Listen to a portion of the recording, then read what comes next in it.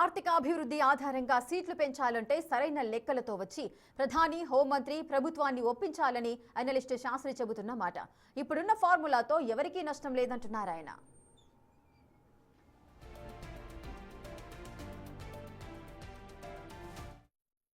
చెప్పేది ఏంటంటే దక్షిణాది రాష్ట్రాల జనాభా నియంత్రణ, అభివృద్ధి, ఆర్థిక సహకారంలో దేశానికి ఎంతో సహాయపడ్డాయి.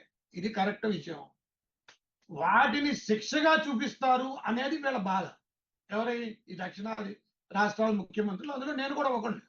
నేను దక్షిణాది నుంచి వచ్చినండి. అది మనం చెప్పాలి. అది చెప్పి ఏం చేయాలి? స్ట్రక్చరల్ గా, ప్రిన్సిపల్ గా చేసిన తప్పుని సరిదిద్దాలి. అది ఇప్పుడు అమరావతి పేరు అలాగే కదా, అక్కడ క్యాపిటల్ అని అమరావతిని పేరు అని అలా పెట్టకపోతే ఇప్పుడు ఎలా సరిదిద్దారు?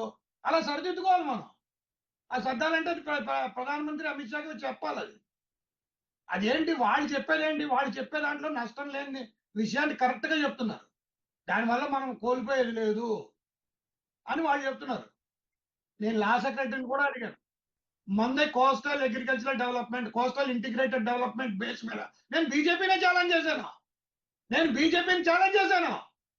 మొత్తం సెక్రటరీనే ఛాలెంజ్ చేశాను. నేను అన్నాను మీరు చేసేది తప్పు. ఎందుకంటే కోస్టల్ ఆర్థిక వ్యవస్థ విధి విధానాల మీద వెళ్ళాలి.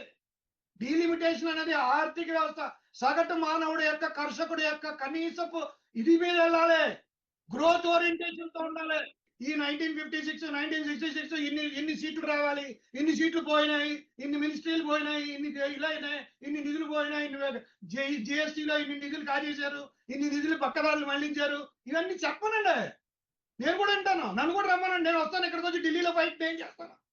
మందే కోస్టల్ అగ్రికల్చరల్ డెవలప్మెంట్. అసలు సీట్లు పెంచాల్సిన అవసరం ఏంటని అనలిస్ట్ పుల్లారావు ప్రశ్నిస్తున్నారు. అమెరికాలో జనాభా పెరిగినా సరే సీట్ల సంఖ్య అలాగే ఉంచారన్నారు. ఆయన ఏమన్నారో ఇప్పుడు చూద్దాం.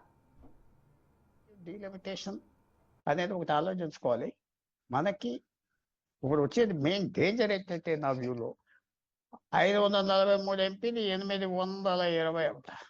ఉత్తరప్రదేశ్లో 400 మంది ఎమ్మెల్యేలు 600 మంది అవుతారు. ఆంధ్ర తెలంగాణ 290 ఉన్నది.